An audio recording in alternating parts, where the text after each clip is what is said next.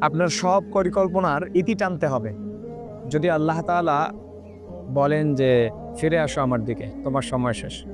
মালাকুল মাউতকে যদি নির্দেশনা দেওয়া হয়, তাকে যদি বলা হয় যে আমার অমুক বান্দার জানটাকে নিয়ে আসো, জাস্ট ইঙ্গিত দিবেন তিনি।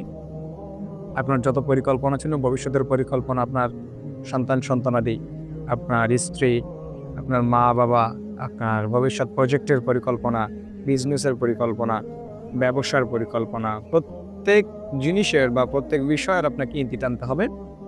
যদি আল্লাহ তাআলা বলেন যে ফিরে আসো আমার দিকে। তো যেহেতু ফিরে আসো আমার দিকে এই কথাটার দ্বারা আমাদের প্রত্যেক পরিকল্পনাই শেষ হয়ে যায়, প্রত্যেক পরিকল্পনার যেহেতু ইতি টানতে হবে, সো এই ফিরে আসার মধ্যেই যদি আমরা ভবিষ্যৎ পরিকল্পনা করি তাহলে কেমন হয়? কিভাবে ভবিষ্যৎ পরিকল্পনা করতে পারবেন ফিরে আসার মধ্যে? দেখেন, আপনি আল্লাহ তাআলার হুকুমও মানলেন, তওবাও করলেন, তার কাছে ফিরেও গেলেন এবং আপনি প্রত্যেক সময় অনুযায়ী নামাজ পড়লেন। নামাজের ফাঁকে, ফাঁকে আপনার বিজনেস চালাইলেন। যতদূর পর্যন্ত যাওয়া সম্ভব ততদূর পর্যন্ত গেলেন। আল্লাহ যেভাবে আপনাকে নিচ্ছেন সেভাবে আপনি গেলেন। আমি প্রায়ই একটা উদাহরণ দেই যে ধরেন একজন ব্যক্তি রিক্সা চালায়, আমার একটা মামা রিক্সা চালায়।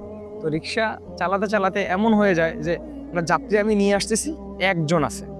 এখন আমি চিন্তা করি একজনকে নিয়ে গেলে আমার লস। কারণ ৮ জনের জায়গা, একজনকে দিয়ে যদি আমি নিয়ে যাই তাহলে ৭ জনের টাকাটা আমি পাবো না। সো আমি আরেকটু ওয়েট করি দেখি।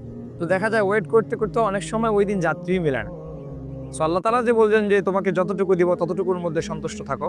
এই কথাটার বেস্ট একটা উদাহরণ হচ্ছে এটা, যে আপনার যতটুকু যখন আল্লাহ পাক দিচ্ছেন ততটুকুই আপনি আলহামদুলিল্লাহ বলে নেন। ইনশাআল্লাহ পরবর্তীতে সেই জিনিসটা আল্লাহ পাক আপনাকে আরো সুন্দর করে দিবেন তিনি। সেজন্য আল্লাহ তাআলা আপনাকে যেভাবে রাখছেন এভাবেই আপনি আলহামদুলিল্লাহ পরে ফিরে আসর দিকে আপনি মনোযোগী হন এবং আল্লাহ তাআলার কাছে তওবা করেন। ফিরে যান। আপনার পাপগুলোকে আল্লাহ তাআলা নেকিতে পরিবর্তন করবেন ইনশাআল্লাহ এবং আপনার সফলতার দরজা আল্লাহ পাক সহজ করে দিবেন। যখন আপনি রবের উপর তাওয়াক্কুল করে যতটুকু দিছেন ততটুকুর মধ্যেই থেকে আপনি আলহামদুলিল্লাহ বলতে পারবেন। So be careful. আপনি আপনাকে যে ফিরতে হবে, মালাকুল মউত যে আপনার কাছে আসবে, এটা মনে রেখে আপনি সামনের দিকে এগোন।